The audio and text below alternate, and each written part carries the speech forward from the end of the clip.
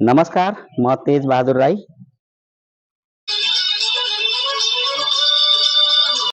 2083 सालको पावन अवसरमा सोसियल मिडियादेखि स्वदेश तथा विदेशमा रहेर पनि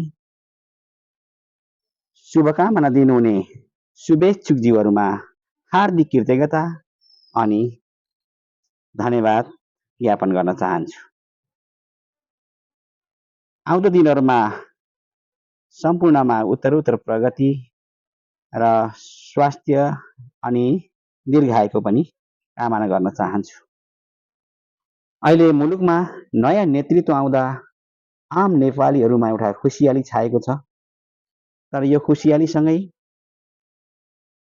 युवाहरू सचेत भएर चाहिँ अगाडि बढ्नु पर्दछ। युवाहरूले पाइला पाइलामा आफ्नो निर्णय गर्ने विचारहरू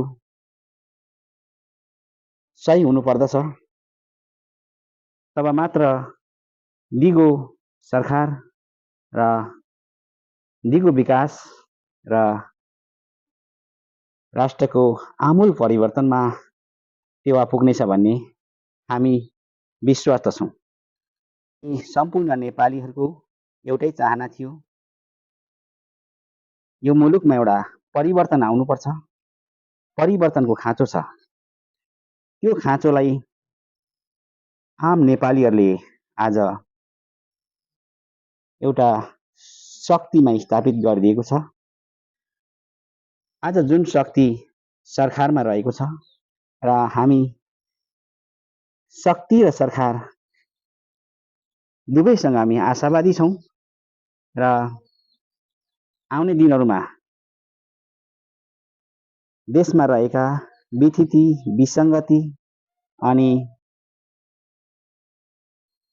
यसमा रहेका समस्याहरूलाई हल गरेर हाम्रो देशमा आमूल परिवर्तन हुनेछ भन्ने हामी विश्वास लिएका छौँ र यो आउँदो नयाँ वर्षले हर्ष उल्लासको साथ आम नेपालीमा शान्ति, सुस्वास्थ्य र सुशासनको होस् भन्ने हामी कामना गर्न चाहन्छौँ।